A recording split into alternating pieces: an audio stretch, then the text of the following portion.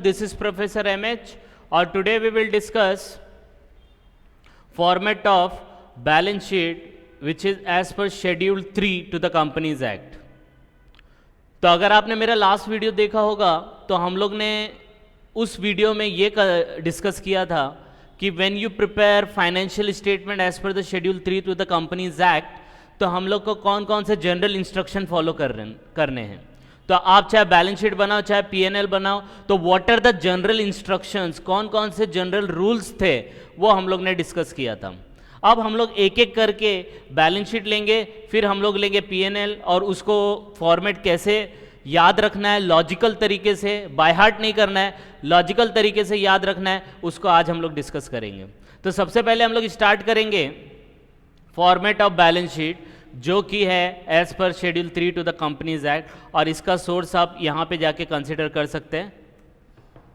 यहाँ पे जाके आप उसको और डीप में पढ़ सकते हैं. यहाँ पे मैं सिर्फ आपको एक्सप्लेन करूँगा कि बैलेंस शीट को आपको याद कैसे रखना है, क्योंकि आप रट्टा मारोगे, बाय हार्ट करोगे, बाय हार्ट नहीं करना है. थोड़ा सा अगर उसको समझ के लेंगे आप तो बैलेंस शीट पूरा दिमाग में आपके फिट हो जाएगा. फिर वो बैलेंस शीट को बनाने के लिए नोट्स में क्या क्या आता है वो हम लोग डिस्कस करने वाले हैं. तो let's start with balance sheet. तो बैलेंस शीट का जो फॉर्मेट होता है वो आपको कुछ इस तरीके से बनाना पड़ता है. तो आपको लिखना पड़ेगा सबसे पहले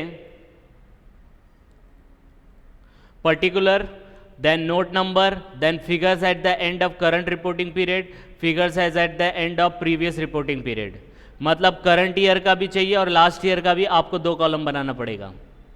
तो इन शॉर्ट जब आप बनाते हो, सिंगल पीरियड का बनाते हो, तो 2 कॉलम बनाओ और 1 कॉलम आपको प्रीवियस पीरियड का भी इधर पे कंसिडर करना पड़ेगा. तो जब आप बैलेंस शीट का फॉर्मेट बनाएंगे तो आपको क्या याद रखना है, सबसे पहला लिखना है पर्टिकुलर, फिर एक नोट का कॉलम बनाना है, छोटा सा ही कॉलम बनेगा, फिर 1 column for current year and 1 column for previous year. That you have to prepare like this. लेकिन जब एग्जाम पॉइंट ऑफ व्यू में आपको बताऊं तो प्रीवियस फिगर इतना ज़्यादा नहीं पूछता है, लेकिन प्रोफेशनल कोर्स में आपको पूछ लेगा, तो you have to prepare that. अब मैं आपको बताऊंगा कि ये बैलेंस शीट को कैसे याद रखना है. ठीक है, अब मैं आपको बताऊंगा कि आपको बैलेंस शीट कैसे याद रखना है. तो आपको इस तरीके से याद रखना है कि जो बैलेंस शीट है वो 2 पार्ट में डिवाइड होती है. First part is equity and liability and second part is, what is the second part? Second part is assets. तो आपको इस तरीके से याद रखना है कि जो बैलेंस शीट होता है रिवाइज शेड्यूल 6 के हिसाब से वो 2 पार्ट में डिवाइड होता है. First part is equity and liability, second part is assets. तो कैसे याद रखना है कि जो बैलेंस शीट हम लोग बनाएंगे as per revise schedule 6, revise schedule 3 to companies act, वो बनेगा equity and liability first part, फिर बनेगा एसेट. अब इक्विटी एंड लायबिलिटी जो है वो 4 पार्ट में डिवाइड है. कितने पार्ट में डिवाइड है? 4 पार्ट में डिवाइड है. तो इक्विटी एंड लायबिलिटी जो है वो 4 पार्ट में डिवाइड है. तो पहला पार्ट क्या है इसका? पहला है शेयर होल्डर फंड. दूसरा पार्ट क्या है इसका? Share application money pending allotment. Third part is non current liability and fourth point is current liability. तो जो बैलेंस शीट है as per schedule 3 to the companies act, उसके हिसाब से आपकी जो बैलेंस शीट है वो 2 पार्ट में डिवाइड है, equity and liability and assets. Equity and liability and asset. Equity and liability is divided into 4 parts. कितने पार्ट में डिवाइड है? 4 पार्ट में. पहला शेयर होल्डर फंड, दूसरा application money pending allotment and third one current liability, non current liability and current liability. इसी तरीके से आप एसेट पे आएंगे सेकेंड पार्ट पे. तो asset is divided into 2 part. First is non current asset and second is current assets. आई बात समझ में? बस इन्हीं 4 का टोटल आपको करना है.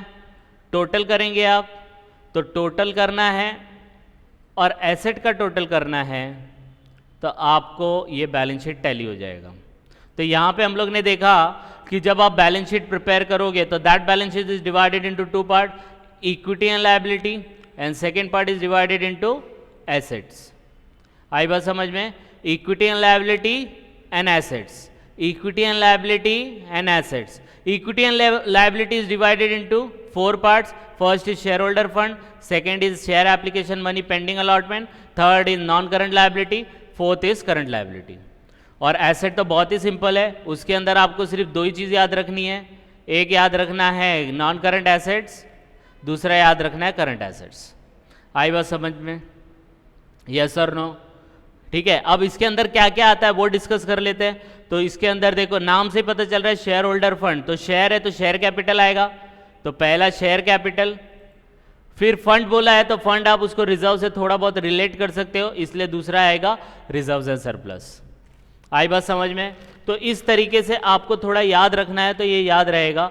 एक और आइटम आता है, that is money received against share warrant. Share warrant के अगेंस्ट में कंपनी ने पैसा लिया है, तो उसको हम लोग money received against share warrant कहते हैं. तो जो ये है शेयर होल्डर फंड होता है, इसके अंदर 3 पार्ट होता है, share capital, reserves and surplus, money received against share warrant. तो नाम से ही देखने का ना, पहला शेयर होल्डर फंड है तो शेयर कैपिटल, फंड बोलेंगे तो रिजर्व्स एंड सरप्लस. और एक आइटम और याद रखना है, money received against share warrant. Second वाले में share application money pending allotment, इसमें कुछ नहीं करना है, वो ऐसे ही रहेगा. नॉन करंट लायबिलिटी में देख लेते हैं और करंट लायबिलिटी में देख लेते हैं. तो नॉन करंट लायबिलिटी में आपके बैंक लोन हो गए जो 1 साल से ज़्यादा हो, तो याद रखना नॉन करंट लायबिलिटी में it is for more than 1 year. जो लायबिलिटीज़ होगी उसको बोलते हैं नॉन करंट लायबिलिटी, और ये करंट लायबिलिटी जो बोलते हैं उसको बोलते हैं विद इन 1 ईयर. आई बात समझ में? अब नॉन करंट लायबिलिटी में क्या आता है? तो पहला आइटम जो आता है वो लॉन्ग टर्म बोरोइंग्स आता है, फिर दूसरा आता है डेफर्ड टैक्स लायबिलिटी, तीसरा आता है long term liabilities, other long term liability, and last one provision. अब आप बोलेंगे सर ये क्या क्या होता है? तो लॉन्ग टर्म बोरिंग में आप याद रखो बैंक लोन, डिबेंचर्स, वो सब आता है. तो डिबेंचर यहाँ पे बहुत इंपॉर्टेंट है, तो इसलिए मैं लिख देता हूँ रेफरेंस के लिए, वैसे लिखने की ज़रूरत नहीं है. ठीक है, लॉन्ग टर्म बोरोइंग हो गया. डेफर्ड टैक्स लायबिलिटी, ये देखो नेट है, एक एसेट में भी आता है, तो या तो एसेट में आएगा या तो लायबिलिटी, मतलब दोनों को सेटअप करके हम लोग लिखते हैं, तो नेट आएगा. तो ये क्या होता है, इसके ऊपर मैं एक अलग से वीडियो बनाऊंगा कि what do you mean by deferred tax liability, example के साथ आपको एक्सप्लेन करूंगा. एज ऑफ नाउ सिर्फ नाम याद रखो ये कहाँ कहाँ आता है. ठीक है, other non current liability, long term liability, long term provision, तो कोई प्रोविजन किया 1 साल से ज़्यादा के लिए वो आता है. तो इन शॉर्ट अगर देखा जाए तो जो हमारे एग्जाम पॉइंट ऑफ व्यू है, this is the most important debentures. बाकी तो आया आया, नहीं आया नहीं आया, लाइक दिस. आई बात समझ में? यस और नो? फिर नेक्स्ट आता है करंट लायबिलिटी. करंट लायबिलिटी बहुत सिंपल है, जैसे आपके क्रेडिटर्स आते थे, बिल्स पेबल आते थे, वही सब यहाँ पे लिखना है. तो सबसे पहले यहाँ पे लिखा है शॉर्ट टर्म बोरोइंग, जिसमें आप बैंक ओडी लिख सकते हो. ठीक है, क्या लिखने का? Bank OD. फिर आपका दूसरा आता है ट्रेड पेबल, जिसके अंदर आपको क्या लिखना है? क्रेडिटर लिखना है, क्रेडिटर्स लिखना है, प्लस बिल्स पेबल लिखना है, वो सब आएगा. ठीक है, बिल्स पेबल के अंदर मतलब इसके अंदर 2 बाइफिकेशन है कुछ इस तरीके से. Total outstanding due of micro enterprise and small enterprise, total outstanding due of creditor other than micro enterprise and small enterprise. ये बाइफिकेशन दिया है कि माइक्रो और स्मॉल एंटरप्राइज से जो टोटल ड्यू है वो बाकी है, या उनको छोड़ के किसी और क्रेडिटर का बाकी है, उसको यहाँ पे लिखो. मतलब बाइफिकेशन का भी बाइफिकेशन है. तो क्रेडिटर के अंदर अगर आप लिखने जाओगे तो आपको लिखना है कि माइक्रो एंटरप्राइज और स्मॉल एंटरप्राइज से आपको कितना पैसा देना बाकी है, और अदर देन माइक्रो एंटरप्राइज और स्मॉल एंटरप्राइज को छोड़ के और किसको पैसा देना बाकी है, उसको बी में लिखना है. आई बात समझ में? यही है. इसके बाद आपको लिखना है अदर करंट लायबिलिटी, जिसके अंदर आउटस्टैंडिंग ये सब आ जाएगा. ठीक है, शॉर्ट टर्म प्रोविजन, कोई भी प्रोविजन आपने क्रिएट किया, जैसे इनकम टैक्स हो गया, इनकम टैक्स प्रोविजन. आई बात समझ में? तो ये पार्ट है. तो ये पार्ट आपका कंप्लीट हुआ. ये पार्ट बोलता है आपका कि जो बैलेंस शीट है, इक्विटी एंड लायबिलिटी है, इक्विटी एंड लायबिलिटी है, वो 4 पार्ट में डिवाइड होता है. पहला शेयर होल्डर फंड, दूसरा share application money pending allotment, तीसरा नॉन करंट लायबिलिटी, और चौथा करंट लायबिलिटी. आई बात समझ में? इसी तरीके से आपको एसेट करना है. ठीक है। एसेट करेंगे तो एसेट के अंदर दो है, एक नॉन करंट एसेट है, दूसरा करंट एसेट है। तो नॉन करंट में आपको पता है फिक्स्ड एसेट्स आता है, तो उसमें टेंजिबल इंटेंजिबल, तो नाम चेंज कर दिया यहाँ पे।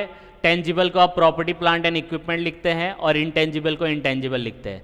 फिर दो आइटम और एक ऐसे हैं जो आपको लिखना है। पहला कैपिटल WIP, तो आप उसमें लिख सकते हैं building under construction, building under construction, ठीक है, ये आपको ध्यान में रखना है। फिर इंटेंजिबल एसेट अंडर डेवलपमेंट, तो इंटेंजिबल एसेट जो बन चुके हैं पूरे वो यहाँ आएंगे, लेकिन जो इंटेंजिबल एसेट अभी भी प्रोसेस में है तो वो यहाँ पे आएंगे। आई बात समझ में? यस और नो? इसके बाद आपको कुछ और लिखने हैं जो यहाँ पे मैंने हाईलाइट किया है।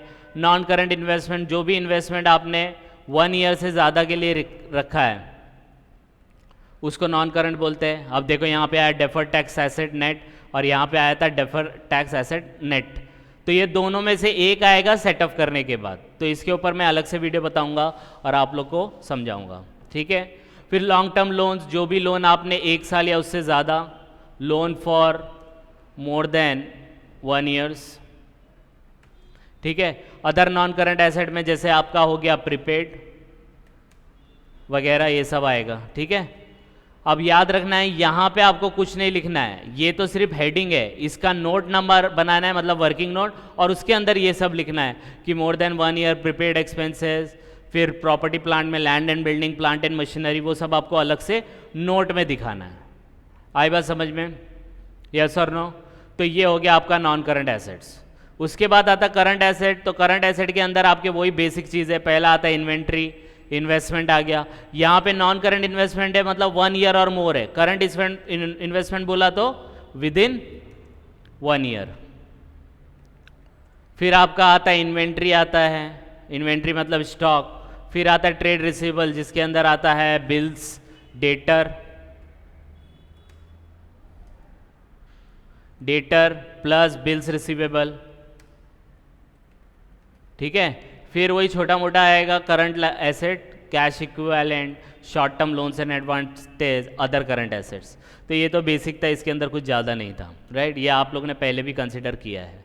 तो बोलने का मतलब ये है कि यहाँ पे जो बैलेंस शीट आप बना रहे हो तो आपको उसको कैसे याद रखना है कि बैलेंस शीट जो है वो 2 पार्ट में डिवाइड होती है। पहली इक्विटी एंड लायबिलिटी और दूसरा डिवाइड होता है एसेट। इक्विटी एंड लायबिलिटी और दूसरा होता है asset. Equity and liability divide कितने में होता है? 4 पार्ट में। Share holder fund, share application money, pending allotment, non current liability, current liability. और एसेट जो है वो 2 पार्ट में डिवाइड होता है, एक होता है नॉन करंट एसेट और दूसरा होता है करंट एसेट। तो टोटल मिला के कितने हो गए? 6 हो गए। तो 6 पार्ट है, 6 के 6 पार्ट में आपको ये थोड़ा थोड़ा याद रखना है जो मैंने अभी एक्सप्लेन किया। तो आप इसको 1-2 बार गो थ्रू करेंगे ना तो समझ में आ जाएगा और आपके दिमाग में फिट हो जाएगा, आपको कोई भी चीज़ रट्टा मारने की ज़रूरत नहीं पड़ेगी। तो आपको कुछ इस तरीके से याद रखना है कि जो हम लोग बैलेंस शीट बनाते हैं as per schedule 3 to the companies act, तो उसमें इक्विटी एंड लायबिलिटी 1 पार्ट होता है और एसेट 2nd पार्ट होता है। इक्विटी एंड लायबिलिटी 1 पार्ट होता है, एसेट 2nd पार्ट होता है। इक्विटी एंड लायबिलिटी 1 पार्ट होता है, एसेट इज 2nd पार्ट होता है। इक्विटी एंड लायबिलिटी में 4 पार्ट, एसेट में 2 पार्ट। इक्विटी एंड लायबिलिटी में 4 पार्ट, एसेट में 2 पार्ट। इक्विटी एंड लायबिलिटी में 4 पार्ट, एसेट में 2 पार्ट। तो टोटल मिला के कितने हो गए? 6 पार्ट हो गए। यही 6 पार्ट यहाँ पे लिखा है। Share holder fund, share application money, pending allotment, non current liability and current liability. और यहाँ पे होएगा सिर्फ 2 ही, non current assets and current assets. इसके अंदर क्या क्या आता है वो मैंने प्रीवियसली अभी एक्सप्लेन किया। आप इसको 1-2 बार गो थ्रू करेंगे तो आपको पूरा समझ में आ जाएगा। अब नेक्स्ट वीडियो में, आज के लिए बस इतना ही। नेक्स्ट वीडियो में जब हम लोग मिलेंगे तो शेयर कैपिटल के अंदर क्या क्या लिखना है, उसकी नोट बनाएंगे तो उसमें क्या क्या लिखना है, रिजर्व्स एंड सरप्लस में क्या क्या लिखना है, हर एक आइटम को कैसे कैसे लिखना है वो हम लोग डिस्कस करने वाले हैं। That we will see in the next video. तो प्लीज़ आप इसको 1-2 बार गो थ्रू करो। गो थ्रू करने के बाद आपके दिमाग में फिट हो जाएगा, जिसकी वजह से हम लोग को समझ में आ जाएगा कि कैसे इसको बनाना है। आई बात समझ में? तो प्लीज़ गो थ्रू दिस। कुछ डाउट आएगा तो please comment and please like and subscribe for more videos. Thank you.